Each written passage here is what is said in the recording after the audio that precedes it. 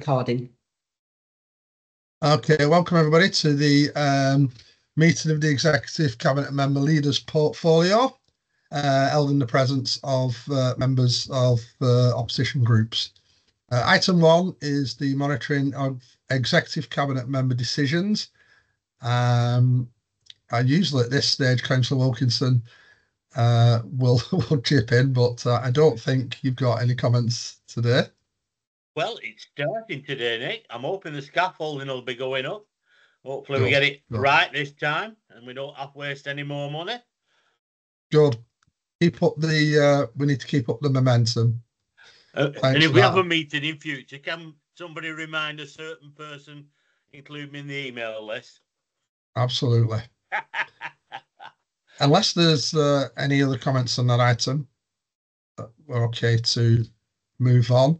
So the first substantive item on the agenda for decision is the review of leave policy in Part 3 agreement. Members will note that this item went to a policy development group about a month ago, where there's quite a good discussion on the amendments to policy. Dawn, I'm going to presume it's yourself taking us through. It is. Thank you. Okay, we're revising I'll start with the leave policy. So we're revising the leave policy. We're revising it in two areas. We're adding into additional forms of leave. The first is neonatal leave, which was introduced in the Employment Rights Bill in April. And we're adding that into our leave policy because it's now an entitlement for staff. And this is where an employee has a newborn child that receives neonatal care. And there's quite a lot of criteria around it and different tiers and things. So we've built that into the policy as that entitlement.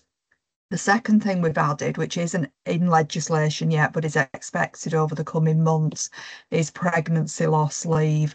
And this is to give both the pregnant person and the partner, the person who would also have had responsibility for upbringing the child's upbringing, with some leave at that really difficult time to support them through that process. So we had a good discussion about this at the PDG, and we discussed the proposal and what we were suggesting, and the proposal is in line with bereavement leave that we offer for other bereavements for relatives. So I think the conclusion at the end of that was that everybody was happy with that proposal, and introducing the pregnancy loss leave will also enable us to sign up to the Miscarriage Association Pregnancy Loss Pledge, which will be a real positive for Bolton Council as an employer to be signed up to that. So they are the two elements on the leave policy. In terms of the Part 3 agreement, the Part 3 agreement, for those who aren't sure what it is, it's one of those sort of documents that hovers in the background. It's anything that we've agreed outside of national terms and conditions. So the national terms and conditions are stipulated in a document called the Green Book, but where we've varied those, they are detailed in our Part 3 agreement. And we've made some amends to that agreement. The amends are around professional fees and registration. We are proposing that we only pay professional fees for employees where it's an essential requirement to be a member of a professional body, rather than where it's nice to have. So, for example, social workers and lawyers have to be a member of their professional body to practice, whereas, for example, in HR, we can be a member of a professional body if we wish to be, but we don't actually stipulate that that's a requirement when we're recruiting staff. So we'll have a piece of work to do on that to identify those staff, and then discuss with the managers whether that professional registration is essential or whether it's a nice to have. And then we'll work through that process of removing any nice to haves. We're also proposing to remove the split that currently is in place between grades for people who are working overtime. What this means is that staff on grade G and above are paid plain time for overtime, and staff on grade F and below are paid time and a half. It gets very complicated. Managers have the ability to state that the overtime was due to exceptional circumstances, which overrides the grade split and entitles staff at grade G and above time and a half anyway. And what we have found as well is that some staff maybe on grade F are actually being paid more than their managers because of this when they're working overtime, which is clearly not right. So we're proposing to remove that grade split so that everybody receives time and a half when they work overtime. And that will also be the case with people who are called out when they're on standby as well. So those are the key elements of the two documents that we're proposing to revise. Happy to take any questions. Okay, thanks. And as I said earlier, all of these items were subject to extensive cross-party discussion a few weeks ago. Councillor Wilkinson. Yeah, just on the actual implementation of that, how much is it in terms of actual cash, shall we say, to do that? Because I'm a great believer in if people are working and that's the situation, they should be paid. I've seen enough people putting hours in and getting ripped off over the years in my working life, so I'm quite supportive of that. But is there then the financial tag at the end of it? We've done some analysis of this and we've looked at overtime claims over the last couple of years, and the areas where the most overtime is worked, in general, when the claims come in, they have exceptional circumstances written on them. So they are already being paid time and a half. So the actual financial impact is going to be quite minimal. Yeah, it's quite neutral and offset. I suppose if it is slightly, if there's some slight differences, that's going to be offset by reduction in payments of professional fees where it's not necessary as well. But I think it's probably just a break-even situation there.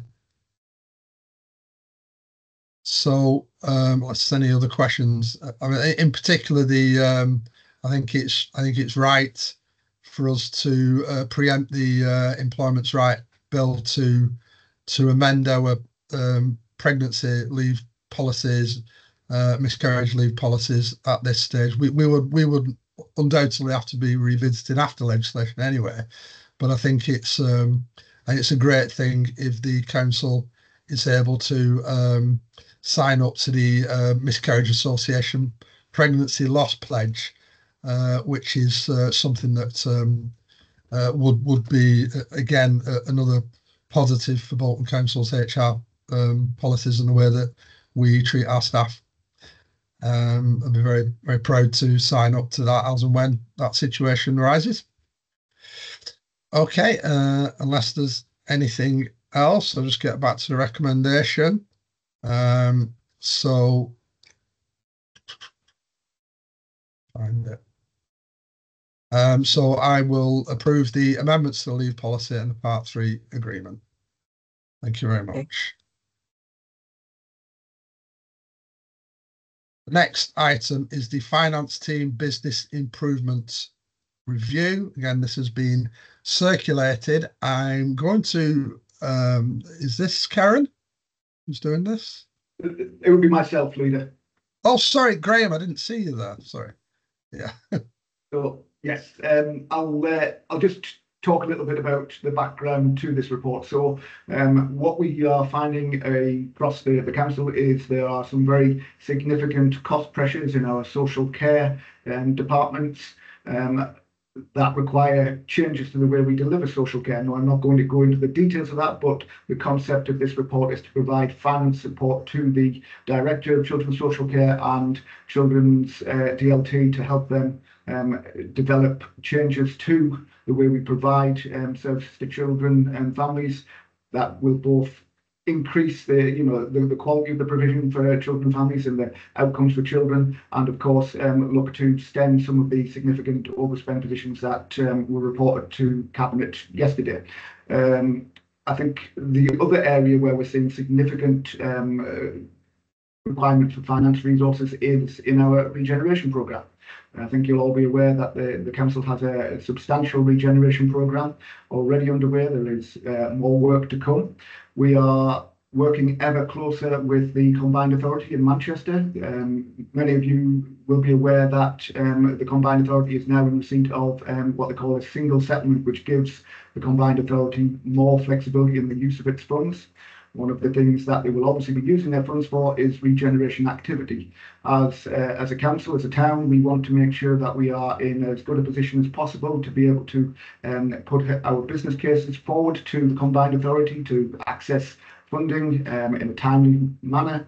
So we're looking to increase the capacity of the finance teams to support the regeneration activities of the council, provide advice and analysis and backing to the schemes that will be brought forward in due course.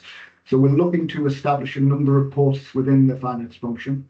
I'll just quickly run through what those posts are. So we're looking at 2 Grade L Principal Group Accountant posts. So those posts sit directly underneath the head of finance in specific areas and provide assistance to the head of finance and to the DLTs. We then are looking to create a couple of career grade principal accountant posts that will provide more of the day-to-day assistance to the regeneration function and other areas of Department of Place. We have a existing career grade post that is on a fixed term basis. We wish to make this into a permanent post. We also include in this report 2 posts within the Children's Services Schools Finance Unit. The Schools Finance Unit receives funding from the Dedicated Schools Grant received from government. Within the Dedicated Schools Grant, there is an allocation for administration functions. That allocation has increased in response to the requirements of the early years provision that now sits with councils. A report was taken to Children's ECM approving the use of this funding, which included 2 finance posts.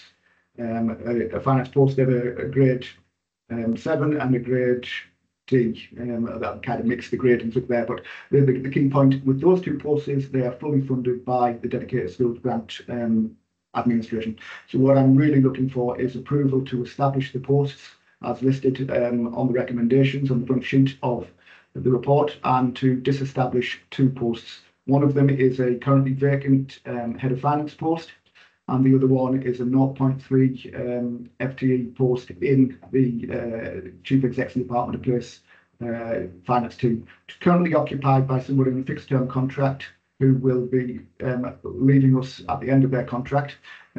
Discussions have been had with all the individuals affected by this report and of course the trade unions. And at this point, I'd just ask if there's any questions. Thanks, Graham. Any questions or comments from members? It's interesting, isn't it, that the additional cost on paper, the bulk of that is covered by temporary payments anyway, because we're obviously covering in a temporary manner that additional capacity needs. We are where we are with the children's services is just growing. The demand is continually growing, and until preventative investment kicks in, which we're getting new investment now, that is still going to be an issue for us to tackle, and a lot of it is around legal obligations and statutory requirements, particularly looked after children.